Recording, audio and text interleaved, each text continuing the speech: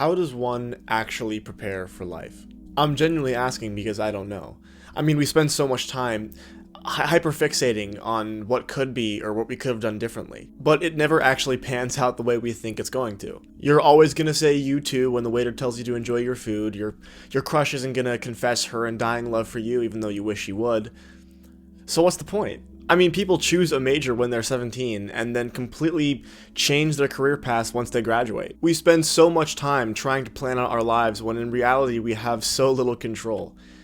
So why bother? In July of 2022, HBO began to air a TV show called The Rehearsal. The show follows Nathan Fielder, a Canadian comedian who is tasked with giving people hyper-realistic practice runs of major events they have coming up in their lives. But it's not just that. The show has garnered a massive following on social media since it came out, mostly due to its unique subject matter, meta-commentary, and of course, controversial methods. By the time this video comes out, enough video essays will have been made to cover the ethics of the show, Nathan himself, and all the crazy characters to fill up a 2015 MacBook Air. So I'm gonna take this in a bit of a different direction. Today, I want to talk about why The Rehearsal was made. I am a firm believer that everything that's put on a screen, especially this show, has some kind of meaning behind it, and so I'm going to split this video into 3 different subjects. A summary of the show, a breakdown of what I think the show is trying to say, and finally, what it means to me. And I'll timestamp each section in the description so that you guys can skip through if you've already seen the show or if you're just tired of me talking. Speaking of being bored of me talking,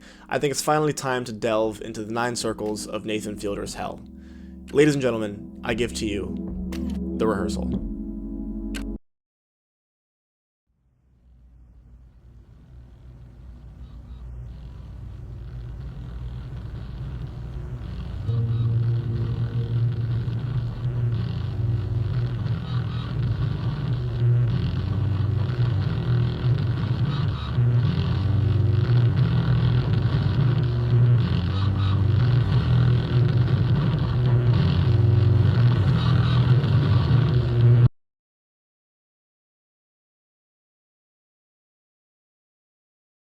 Now, usually this is the part of the video where I'd talk about Nathan Fielder's past, his previous work, where he grew up, blah blah blah. But frankly, I feel like the show carries the same weight just knowing that Nathan is a successful comedian.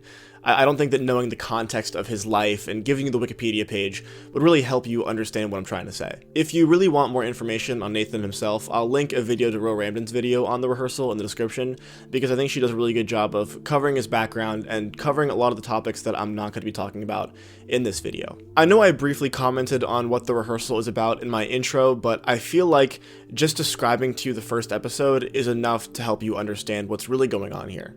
Nathan Fielder is bad at meeting people. The show begins with Nathan introducing himself to a man named Cor Skeet. Cor had responded to a Craigslist post that Nathan had made, asking for people who had something they were avoiding to appear on a TV show. Cor's issue is that he has been lying to his bar trivia group about having a master's degree, something that seems small but is a really big deal to Cor and has become a bigger and bigger issue as one of his best friends, Trisha, keeps sending him job applications that require a master's degree. Throughout their initial interaction, Nathan keeps cracking kind of goofy jokes and lightening the mood, and the interaction seems to be going well, but this isn't an accident. After a few minutes of talking, Nathan sits Cor down and asks him if their interaction has been pleasant, to which Cor replies that it has been. Nathan then reveals that this is no mistake, because a few weeks prior to their meeting, Nathan sent a VFX team disguised as a gas company to go and take a 3D recreation of Cor's apartment. Since then, Nathan had been practicing this first conversation with an actor who had used Cor's submission video to study his mannerisms and his character. Nathan promises that this is what he can do for Cor. He can make a massive, complex rehearsal where Cor can practice breaking the news about his master's degree to Trisha over and over and over again until he knows every possible outcome. When Cor agrees to come onto the show, we're finally let into how deep Nathan is willing to go in these rehearsals. When Cor decides the location he wants the interaction to go down in is a bar called the Alligator Lounge, Nathan makes an exact one-to-one recreation of the lounge in a sound studio, down to the etchings on a chair, a sideways painting, I mean everything. It's an exact one-to-one perfect recreation. He hires an actress to play Trisha and then sets up a meeting between the fake Trisha and the real Trisha underneath fake pretenses so that the actress can understand who Trisha is. Every day, Core comes in and they run rehearsal after rehearsal after rehearsal, changing the situation every time so that Core is ready for every possible outcome. Nathan even adds a recreation of Core's bedroom next to the bar. That way Core can really feel what it's like to go home after a failed night. But it's important to understand that this is only half of what the show is about. Core's real-life interaction with Trisha ends up going better than expected. He's able to reveal his lie to her without any speed bumps, and the two even have a 2-hour deep conversation that really strengthens their relationship. However, there is an issue. During Core's rehearsals with Nathan, he kind of hints that if he starts losing the trivia night, he might not reveal his lie to Trisha because winning trivia is more important to Core than getting this weight off his shoulders. So Nathan, who knew that Core wouldn't cheat, disguised himself as a blogger and then interviewed the host of the trivia night and convinced him to give Nathan the answers in advance so that his blogging fans could play along at home. Then, Nathan began taking morning walks with Core and planted actors along the way to subconsciously feed Core the answers to the trivia night over time. So after Core's big night is finally over, the night where Core tells Trisha he doesn't have a master's degree, Core sneaks around the side of the bar to talk to Nathan for one last time, and Nathan begins to confess that he actually made Core cheat. And I don't really know how to describe what happens, because there's a lot of cross-cutting here, so I'm just going to show you guys. I'm going to take the demonetization strike as long as you promise to buy my Patreon. Please buy my Patreon. I'm not going to make any money off of this video because I'm using so many fucking clips. There's something I need to come clean about.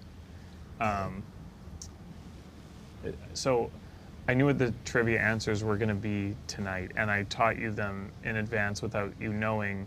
And I know you're against cheating, and this isn't cheating because you actually didn't know I was doing it, but I was just wanted you to focus on the confession, and I wanted your confidence to be up, but I feel terrible about it, and I'm sorry. I want to say I'm sorry. Yeah, okay, I understand what you're saying, and I appreciate your motivation, but you've tainted, you ruined the whole thing for me, because I knew the answers. And I'm on TV now, and everybody now is gonna think that I didn't know them and that I'm a fake. And you know how important this was for me. It was a mistake. It was a huge mistake. You fucked this all up. You're an awful person.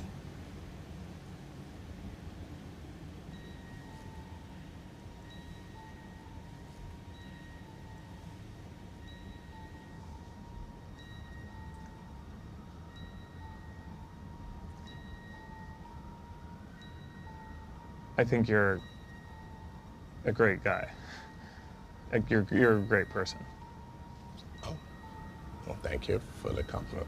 The connotation in this final conversation is that Nathan had practiced confessing to Core that he made him cheat before this interaction, and that seeing that it would go poorly, he decided to just lie to him and tell him that he just really liked him instead. This is kind of what the rehearsal is really about. Yes, the rehearsal is definitely a show about Nathan making these elaborate rehearsals for people. But in a way, it's way more about Nathan himself because he's able to hide behind these rehearsals as opposed to just facing reality head on. As he says in the show, in a rehearsal you can always press the reset button, something that you can never do in real life. It's at this point in the script that I kind of stopped knowing where to go because there's so much that is contained in this show. I mean, it's only 6 episodes long, but the subtext is so thick that taking the time to describe the show in full would take ages.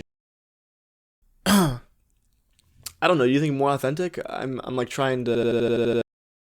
So I've decided for the rest of my summary that I'm only going to stick with what I consider to be the most important beats for the rest of this video. So we have 3 more big points to hit, and that's going to be Nathan joining the rehearsal, the Fielder method, and the aftermath. After the first episode, we're introduced to the second rehearsal. This one follows Angela, a woman who wants to practice having a child. So Nathan being Nathan, he sets up this elaborate rural home that follows her exact specifications for where she wants to raise a child to a T. His plan is to speed up the child raising process by swapping out the child actors with older child actors at an accelerated rate. So essentially, Angela's going to have a chance to go from a newborn baby all the way to an 18-year-old in the course of just 2 months. However, Angela is adamant about wanting to do the rehearsal with a male counterpart in the exact way that she wants to raise a kid. And after an extreme failed attempt at getting a number-obsessed stoner religious freak to join her, Nathan tries to convince her to let him join the rehearsal with her. And this is where the show takes a bit of a turn, because from this episode forward, Angela's rehearsal is always prevalent in each episode. And this eventually becomes super important in episode 4, and is also my segue into the Fielder method, where Nathan has to leave the rehearsal for a prolonged amount of time to go try to hire new actors for his rehearsals. So Nathan goes to LA and he starts making acting classes called the Fielder method, where he tries to teach students how to act properly in rehearsals. The classes themselves are taught by Nathan, who convinces each of his students to go out into the real world and pick what he calls primaries, or real-life people that they can try to shadow as kind of like a practice rehearsal, but just with themselves. So after teaching the first course, Nathan decides that he wants to make his classes better. He felt a sort of disconnect between himself and the actors. After teaching his first course, Nathan decides that in order to better the rest of his classes, he needs to hire actors to play himself and the students and retake the class, but this time as one of his own students. He chooses to play the character of Thomas, one of his real-life students, and even gets dressed up in costumes and everything. It's weird. I'm trying to tell you the show's weird. So after rehearsing the class through Thomas's eyes, he decides that his first course was way too formal. So the next day during class, Nathan makes adjustments. He puts the chairs all in one big circle and tries to be more interactive with the students. But something was still wrong. Thomas, the student that Nathan had chosen to shadow during his secret rehearsal of the class, was really struggling with connecting with his primary, and so Nathan was trying to find ways to make him feel special and to give him kind of one-on-one lessons. That night, after their second class, Nathan comes back to do the rehearsal as Thomas. Oh my god, this shit is so confusing. I'm struggling so hard to explain this. After the second class, Nathan returns to the classroom as Thomas and retakes the second class as Thomas. So he's back as Thomas, taking the class from the student's perspective. And he comes to the conclusion that he's not pushing his students far enough. He thinks that they need to go further and further and further into this kind of deep dive into their primary characters. So when Nathan starts teaching class 3, he announces to the students that he's actually in the process of having each of the students get hired at the workspaces of their real life primaries. But once again, Thomas is kind of struggling to grasp this idea, and he's starting to feel really uncomfortable, you can tell. And Nathan doesn't know how to kind of deal with it. He doesn't know where to go from here. So Nathan recreates every single class he's taught so far and does them all over again as Thomas. But this time he tries to really get into his headspace. He thinks, okay, I'm an actor. I'm nervous. I'm in front of a camera. I don't like lying. This is something that I'm not used to. But Nathan feels like he hasn't gone far enough. He still doesn't feel like Thomas, because at the end of the day, he has to go back to his home as Nathan. So Nathan devises a plan where he can live in Thomas's apartment by convincing Thomas to live in a different space while he's working with his primary. Nathan literally becomes Thomas just to try to understand how he can improve his class. And it still doesn't work. He still doesn't feel like he understands Thomas, and so he just ends the class. Each student uses the last class space to demonstrate their skills and what they've learned. They do little demonstrations of what their primaries do for jobs and stuff, and that's it. That's the end of the episode. Almost. But you have to remember, when Nathan left his rehearsal with Angela, his kid, Adam, was still a kid. But he's been in LA for a long time now, and since that rehearsal is at an accelerated rate, when he gets back, he's facing down a 15-year-old teenager he doesn't know. And so, of course, when Nathan returns to a hug from someone he doesn't know, he knows that he's messed up. Nathan's response to this is to work with the actor playing his kid, Adam, and trying to get him to react to Nathan in the way that he would if his father had really left for years. They redo the scene of Nathan coming home, where Nathan enters the house and instead he acts super rebellious and pretends like he's never had a father figure in his life. He starts lashing out, taking drugs, running away, until things culminate with him faking an overdose. Where, by the way, Adam is carted away by a paramedic being played by Thomas. This show has so many fucking layers to it, and it's sucking the life force out of me trying to explain it. You would think this would be the end. You would think that this would be the final note of this saga, of this rehearsal with Angela and Adam, but it's not. Nathan decides that he's been robbed of the parenting experience, and so, with the permission of Angela, restarts the entire rehearsal from the beginning. 4 episodes in, he restarts a 2-month-long rehearsal right at the end of it. But then over time, tensions between him and Angela strain until she leaves the show, leaving Nathan all alone in his own rehearsal with a fake son. This takes us to the final episode of the series. We're almost there, I promise. Nathan's solo rehearsal has been working too well. The child actor playing 3-year-old Adam had formed a real connection with Nathan, to the point where the both of them have a hard time saying goodbye. And to make matters worse, the actor playing Adam can't seem to differentiate the rehearsal from real life. To differentiate real life. To differentiate real life. To differentiate real life. To differentiate real.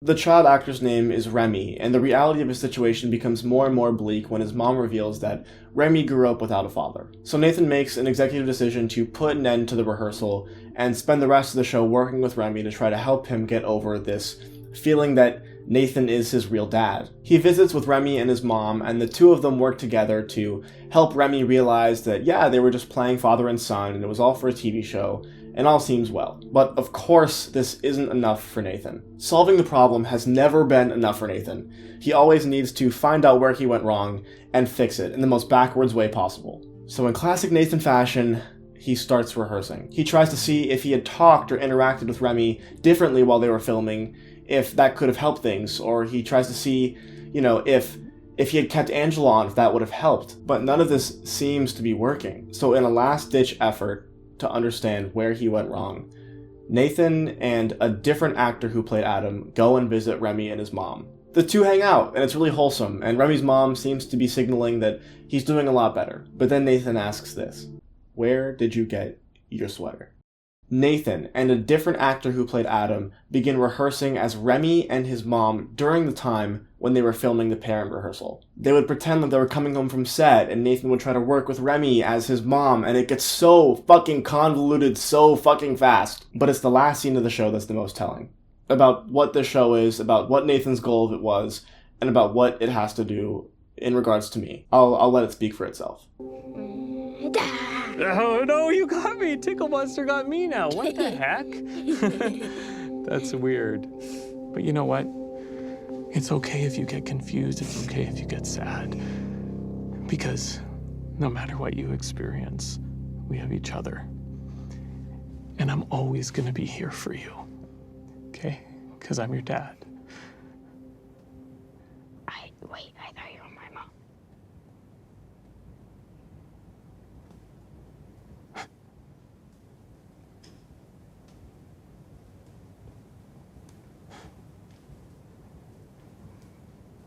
No. I'm your dad. No. I'm your dad.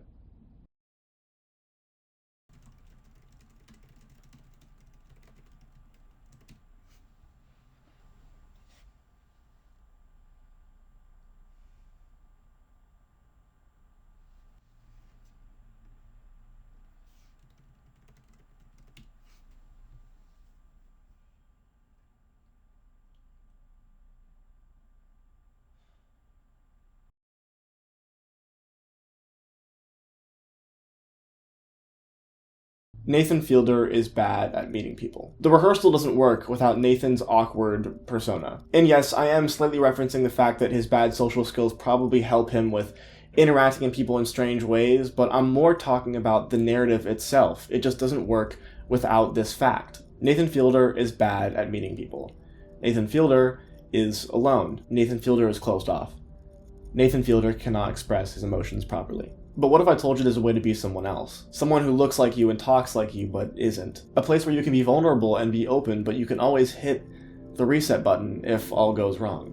Does it sound familiar? At the end of the day, I don't know how much this show is scripted. I just don't. I think that knowing that information would be very helpful in trying to decipher what exactly Nathan's trying to say with the show, but like any good piece of television, Nathan gives us clues as to what he's trying to say without spoon-feeding it to us. There's room for interpretation, which is why my analysis is split into 2 sections. Nathan knows the type of person that he is. And I'm sure that while yes, the rehearsal probably did start as just the idea of a reality show, I bet that Nathan always knew it could become more. Because Nathan is in a certain category of artists that have seen become more and more prevalent over the last few years, and that is men who bleed through their art. It's no secret that historically it has been culturally inappropriate for men to share their emotions openly. I mean, I'm sure that almost everyone watching this knows to some extent that kind of hard-shelled, never crying, rub some dirt in it type guy. But lately, I feel like a lot of the younger generations have started to break through that stereotype. Even in the small confines of my friend group, we all try to fight through these preconceived ideas. And I truly do believe that we're watching this happen on a larger stage, in the entertainment sphere. But only sort of. Do I think that Nathan is being open in this show? Yeah, I would say so. I mean, I definitely learned more about him through the show than I knew about him beforehand. But the confusing, meta, multi-layered messaging that's being put through in the rehearsal isn't exactly what I would call emotionally open either. And I'm not saying that I would prefer it to be, more open and more straightforward, more in your face. I'm just saying that I think that it's interesting. I've been thinking a lot lately about Rothaniel. It's a stand-up comedy special by comedian Gerard Carmichael, where he openly comes out as gay on stage and then kind of allows the audience to poke and prod all around him, almost like it's a conversation as opposed to an art piece. It's a really interesting watch, and I highly recommend that everyone check it out. But that is an example of someone who puts themselves out there. That performance is raw. It's real. With the rehearsal, Nathan has created such a separation between himself and the audience that he's almost made his own scapegoat. He has plausible deniability on how real the show is, how much of himself he put into it, how scripted it was. He created the ultimate introspective safeguard. And this is what I feel that Nathan's true intentions were. To create something that's at the same time so him and yet so far away from who he really is. I can't help but feel a little jealous.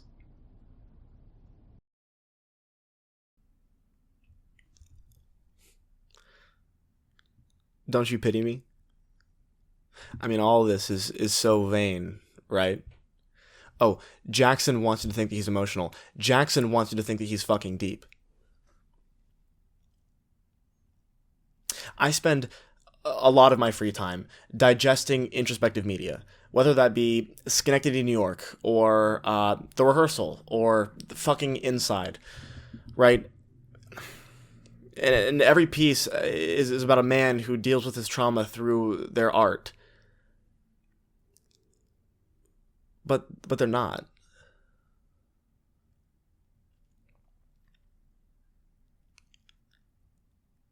You know what gets me? Is that they pick what you see. That's not being real. I used to applaud these people for being brave, but how is hiding behind your screen brave?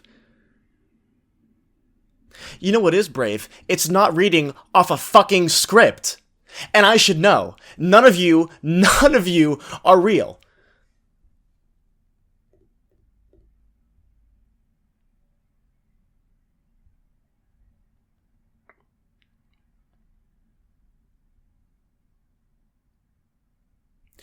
I'm not...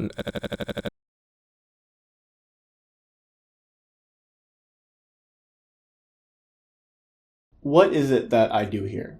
When I tell people that I make YouTube videos, I feel embarrassed. Embarrassed because oftentimes when I say I do YouTube, the first thing people think of is Minecraft Let's Plays, or, over-dramatic takedown videos. But also embarrassed because that's just a tough question for me. Nearly a year ago, I released a video about a breakup. I used an album called The Glow Part 2 to talk about how shitty I was feeling.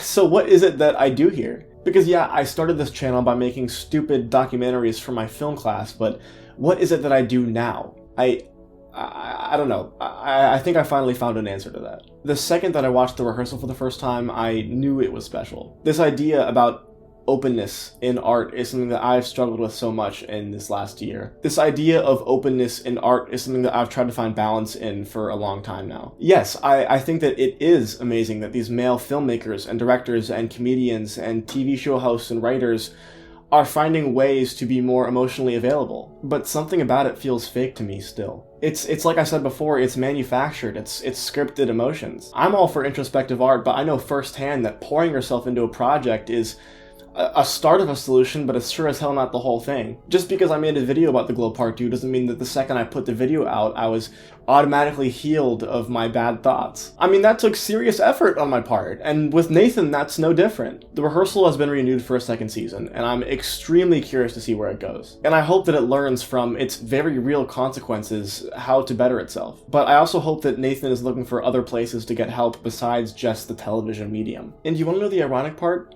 I'm doing the exact same thing that I'm criticizing Nathan for right now. Ever since I made the underscores video, I've been struggling to figure out how much of myself to put in my stuff. I want to put myself out there. I want you all to understand how I feel about the artists and the music and the movies that I talk about. But at the same time, this isn't a therapy session. You can't help me through my stuff, and I would never want to burden you with the knowledge of what I'm going through. It's a balance. But hey, that's all just talk. I think I'm finally ready to go unscripted.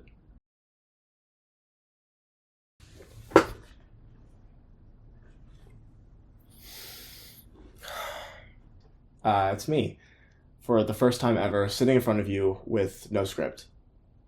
I have no plan of what to say, how to say it, what to do. So I guess I'll just tell you how I'm feeling right now, right here, in this moment. I feel like I've been taking too long between videos. I feel like I haven't been trying hard enough to get them out. I feel like no one's going to want to watch this. I feel like I'm whining right now. I feel inauthentic no matter what I do. I feel overwhelmed. I feel like the essence of life isn't worth living. Do you want to feel something? Do you want to feel something real? Yeah.